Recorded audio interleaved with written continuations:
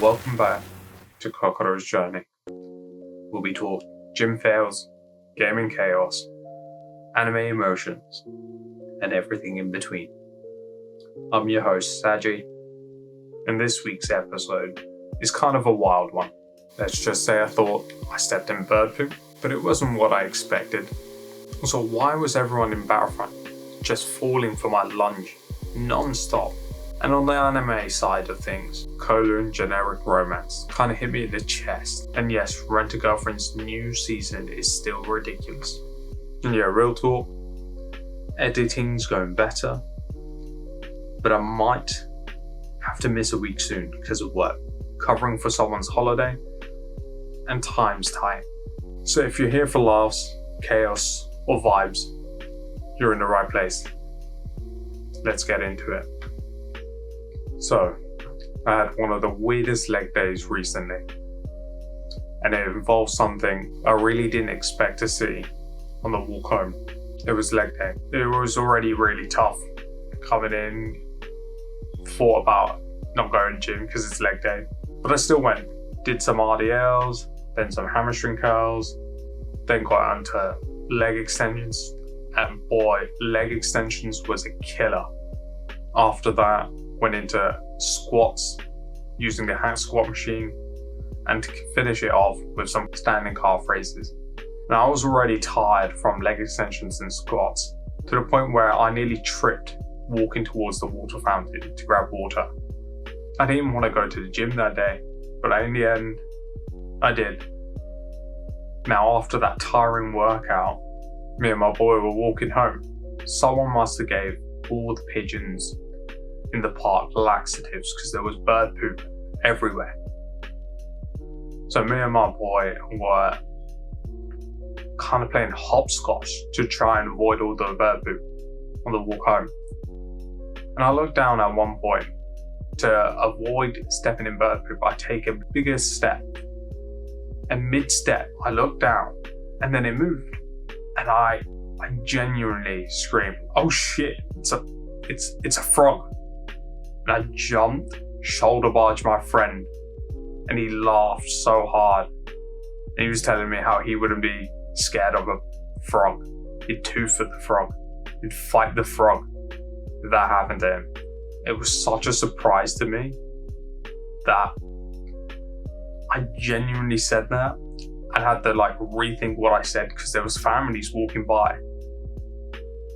This guy was walking, pushing his baby in a pram, and I looked at him, I made eye contact. I could tell I said something that he was not happy with for me swearing, but that was just a genuine reaction.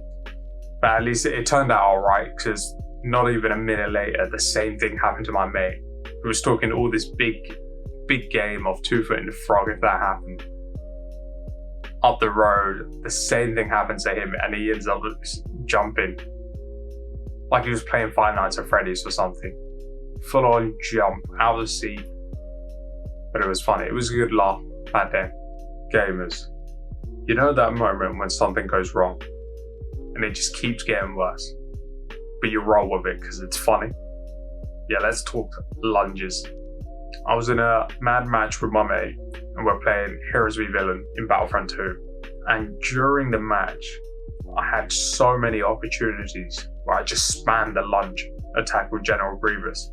Everyone tried to be tactical. Ray was using dash strike to run away, and my lunge locked onto her as she went around the corner. So my character whipped and did a hard L turn because of the aim assist and giving her the final blow. But I love that balance between epicness and seriousness, and then just silly moments in Battlefront. Like, how can you have an intense gaming moment and match where it's going down to the wire,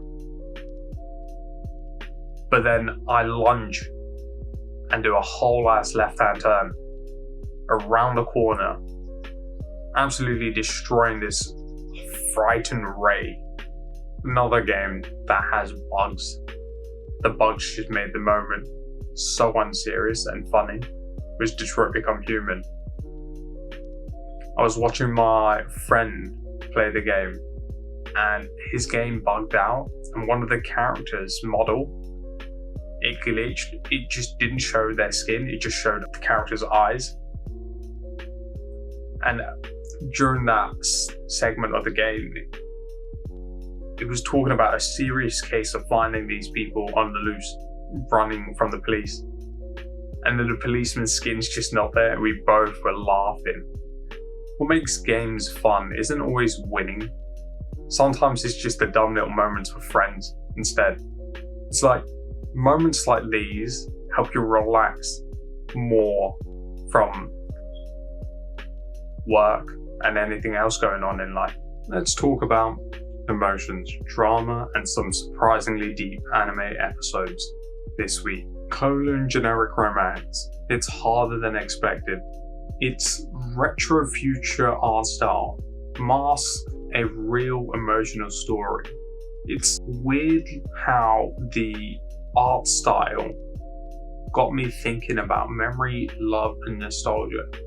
I think it's the color grading and the color choices used for the designing of the backgrounds and the scenery and the characters that gives you a sense of past, a feeling of memory and nostalgia. In the finale episode of Kowloon's generic romance, there were many moments that got me thinking.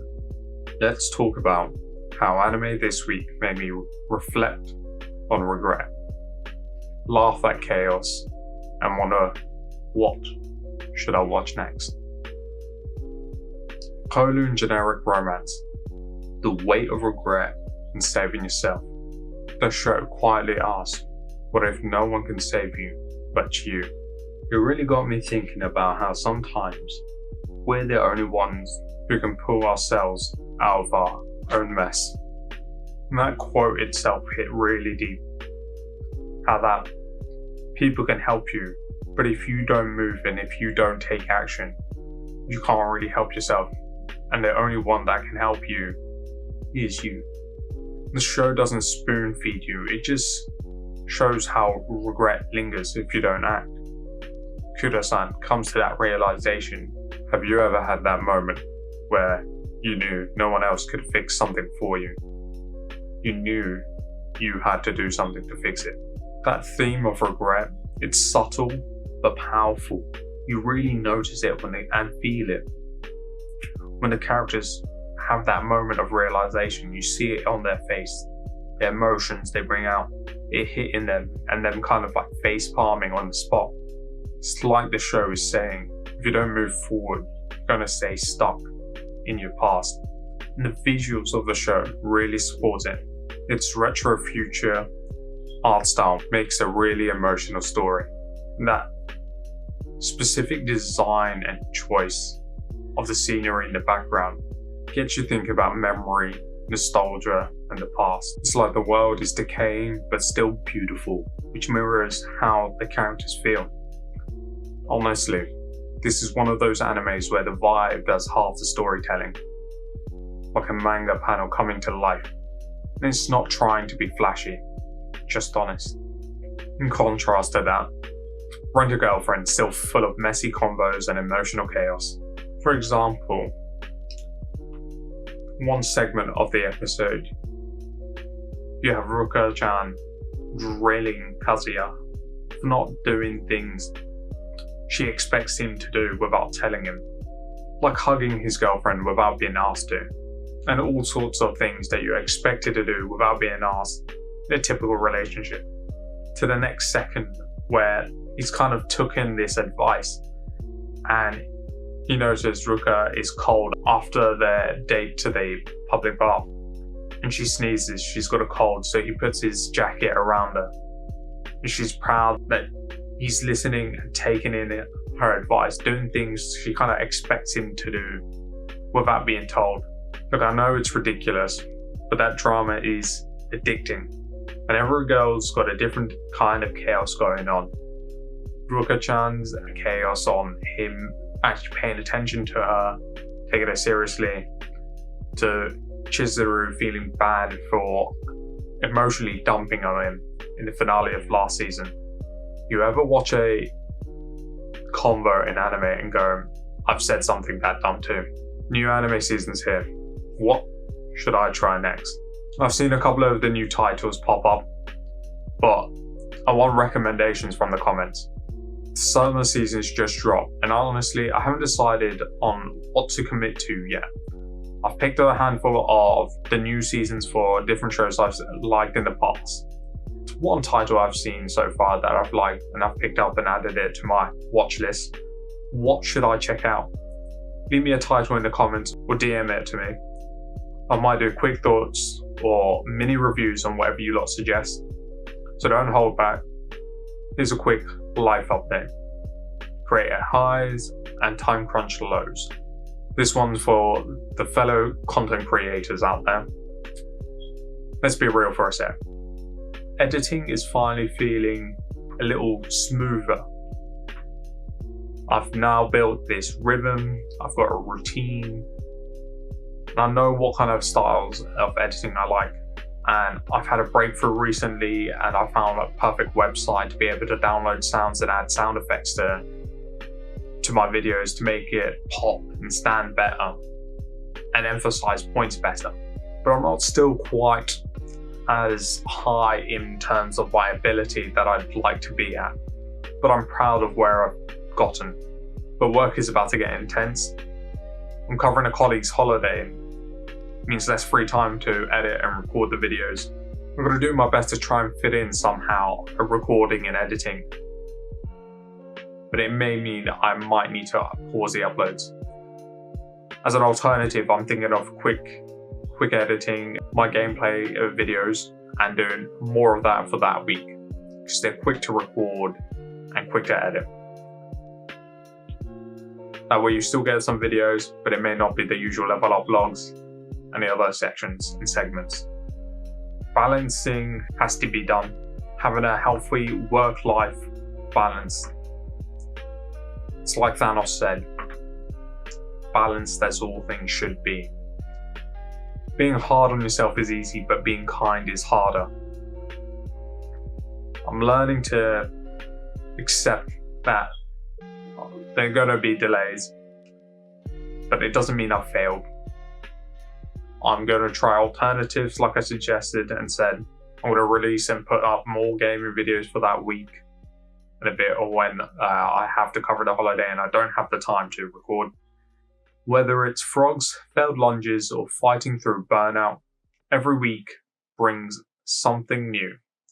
Thanks for sticking with Kokoro Journey, and I'll see you in the next one. Unless I'm buried under a mountain of work. Either way, we move. Journey.